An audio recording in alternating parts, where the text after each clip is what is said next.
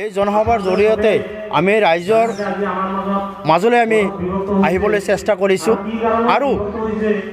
আমি ৰাইজক এটা কথাই আমি অনুৰোধ কৰিম যে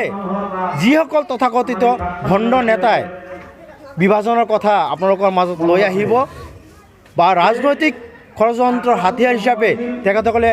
ৰাইজৰ মাজত আহি উপস্থিত হ'ব তেখেতসকলক উচিত প্ৰত্যুত্তৰ দিব। আপোনালোকে জবাবদিহি কৰক যে যদি অসম চৰকাৰে মানে কোচামীসকলৰ সমস্যাসমূহৰ প্ৰতি দায়বদ্ধ তেনেহ'লে এছটিকৰণ কিয় হোৱা নাই, কোচামীসকলক জনজাতি অনুসূচিত জনজাতিৰ অন্তৰ্ভুক্ত কিয় কৰা হোৱা নাই,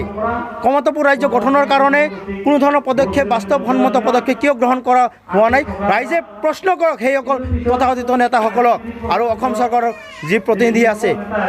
আৰু এই অঞ্চলত যিবিলাক জনপ্ৰতিনিধি তেখেতসকলক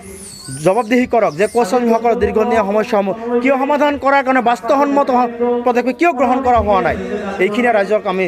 ক'বলগীয়া। দিছপুৰত আমি জনজাতিকৰণ কোচামীসকলক অনুসূচিত জনজাতিৰ অন্তৰ্ভুক্ত কৰা আৰু কমতাপুৰ ৰাজ্য পুনৰ গঠনৰ দাবীত 3 ঘণ্টীয়া ধৰ্ণা কাৰ্যসূচী আমি ঘোষণা কৰিছোঁ যোৱাকালি ইতিমধ্যে। উক্ত ধৰ্ণা কাৰ্যসূচী আমি সফল ৰূপায়ণ কৰাৰ কাৰণে ৰাইজক আহ্বান জনাইছোঁ আৰু আমি তাৰ পৰৱৰ্তী সময়ত আমি তীব্ৰ গণ আন্দোলন গঢ়ি তুলিবলৈ আমি চেষ্টা কৰিম।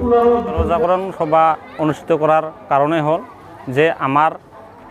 সমাজত আমাৰ গাঁৱত আমাৰ গাঁৱলীয়া কৃষি প্ৰধান ৰাইজক আমি বুজাব লাগিছে যে আমাৰ যি কোচামী ছাত্ৰ সন্থাৰ যি লক্ষ্য আৰু উদ্দেশ্য আছিল এতিয়ালৈকে সফল হোৱা নাই। হয়তো কোনোবাই ভাবি আছে যে KAC হৈছে আমি সন্তুষ্ট নেকি, কিন্তু KAC লৈ আমি সন্তুষ্ট নহয়, KACক আমি আদৰণি জনাইছোঁ।